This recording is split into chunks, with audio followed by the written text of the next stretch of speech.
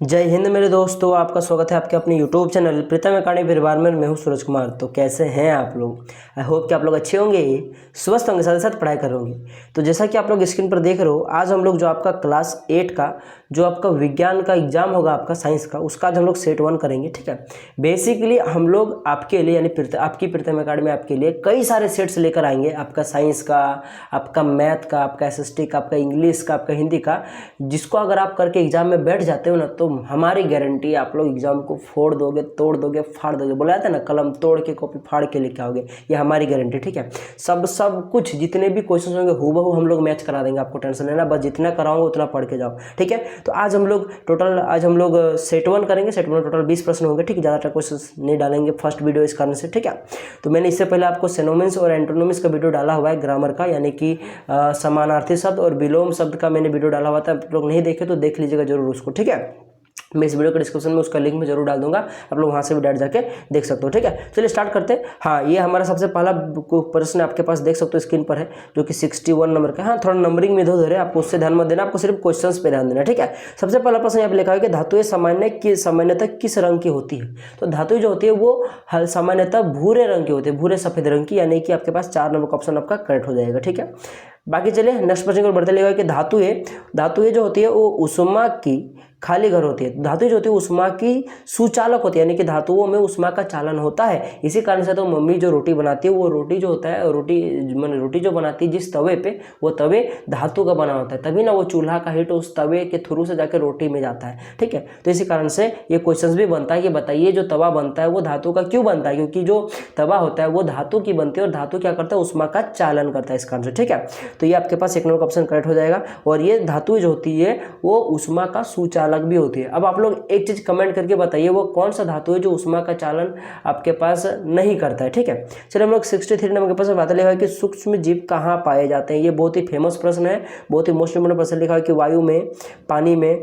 सभी जीवित वस्तुओं में और उपयुक्त सभी जगहों में। ठीक है, तो भाई साहब उपयुक्त सभी जगह में, क्योंकि जीवाणु सभी जगहों में पाए जाते हैं। बिना जीवाणुओं के हम लोग जीवित नहीं रह सकते। ठीक है, बहुत सारे जीवाणु जो होते हैं हमारे मित्र होते हैं, कोई शत्रु होते हैं। ठीक है, अच्छा, वो कौन सा जीवाणु जो हमारे मित्र है? जैसे कि देख लो, ये प्रश्न आपके पास है, कौन सा जीवाणु दूध को दही में बदल देता है? तो लैक्टोबैसिलस, 2 नंबर का ऑप्शन कट हो जाएगा। बताइए, लैक्टोबैसिलस नहीं होता तो क्या दूध से दही बनता? नहीं ना, तो ये हमारे लिए एक प्रकार का मित्र जीवाणु है। ठीक है, और साथ ही साथ लैक्टोबैसिलस हमारे लिए, हमारे शरीर के लिए, स्वास्थ्य के लिए अच्छा भी होता है। ठीक है, चलिए आगे बढ़ते हैं 65 नंबर के क्वेश्चन पे कि कोशिका किशोरावस्था की उम्र क्या होती है? तो भाई साहब, किशोरावस्था की उम्र 10 वर्ष से 19 वर्ष के बीच होती है। ठीक है, चलिए आगे बढ़ते हैं हम लोग। किशोरावस्था में किशोरावस्था में लड़कों के उभरे हुए स्वर यंत्र का क्या नाम होता है? आप लोगों ने देखा होगा कि लड़का का जो गला होता है वहाँ पे कुछ इस प्रकार से उभर जाता है। ठीक है, इस प्रकार से, जिसको हम लोग क्या बोलते हैं? जिसको हम लोग कंठमणि बोलते हैं, कंठमणि बोलते हैं, या फिर उसको हम लोग इंग्लिश में से बोल सकते हैं एडम सेपल भी बोलते हैं उसको। ठीक है, तो 1 नंबर का ऑप्शन फिलहाल दिया हुआ है, एडम सेपल जो रहता तो वो मारते, कंठमणि दिया हुआ है तो ये मार देंगे। ठीक है,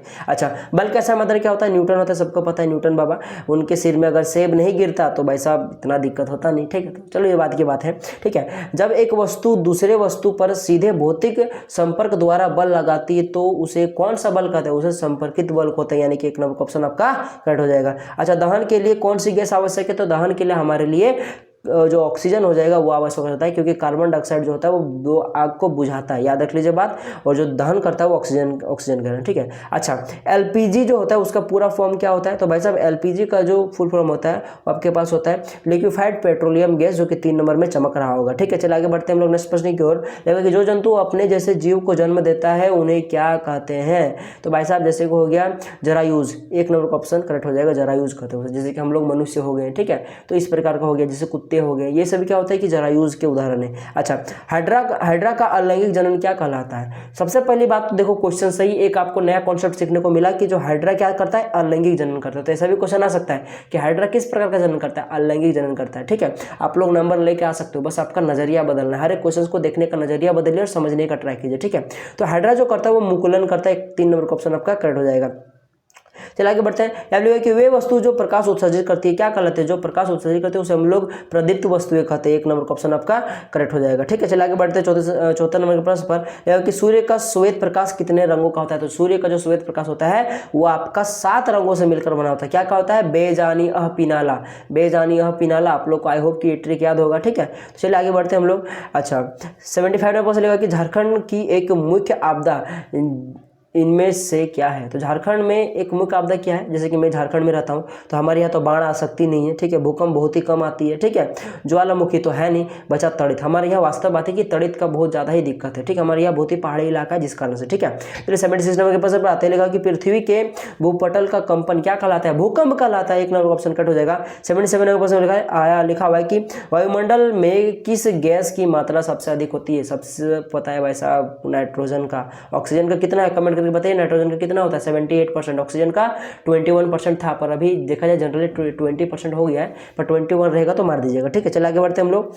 देख लो आपके पास 78 नंबर के पास लिखा है कि हमें स्वच्छ श्वसन के लिए किस गैस की आवश्यकता होती है। तो हमें स्वच्छ श्वसन के लिए ऑक्सीजन की आवश्यकता होती है। ये हमारे लिए प्राण वायु है। ठीक है, तो 2 नंबर का ऑप्शन कर जाएगा। प्राण वायु क्या होता है हमारे लिए, ऑक्सीजन, याद रखिए बाजू। अच्छा रबी फसल का उदाहरण क्या है भाई साहब, गेहूँ। और गेहूँ जो होता है वो रबी फसल का उदाहरण होता है। खरीफ फसल का क्या हो जाता है, धान होता है, याद रख लीजिएगा बात। चलिए आगे बढ़ते हैं हम लोग। लास्ट प्रश्न को लिखा है कि सूर्य का सबसे बड़ा ग्रह है, सूर्य नहीं या सौरमंडल होगा, सौरमंडल का सबसे बड़ा ग्रह क्या होता है भाई साहब, बृहस्पति है हमारा। कितने ग्रह होते हैं आप लोग कमेंट करके बताइए, और क्या क्या होता है कमेंट करके भी बताइएगा। ठीक है, तो इस प्रकार से हमारा सेट 1 कंप्लीट होता है। मैं आपको कई सारा सेट करा दूंगा, आपको टेंशन लेना, आपके एग्जाम में आप लोग धुआं करके आओगे, ये मेरी गारंटी। ठीक है, चलिए मिलेंगे अगले वीडियो में। सब जाने से पहले एक बार चैनल को सब्सक्राइब जरूर कर लीजिएगा और बेल का आइकन जरूर ऑल पे सेट कर लीजिएगा, ताकि ऐसा ना हो कि भाई साहब आप लोग एग्जाम देने चल गए हो और घर आके देखो करे ये वीडियो तो मैंने देखा ही नहीं था, जबकि इससे बहुत सारा क्वेश्चन आया हुआ था।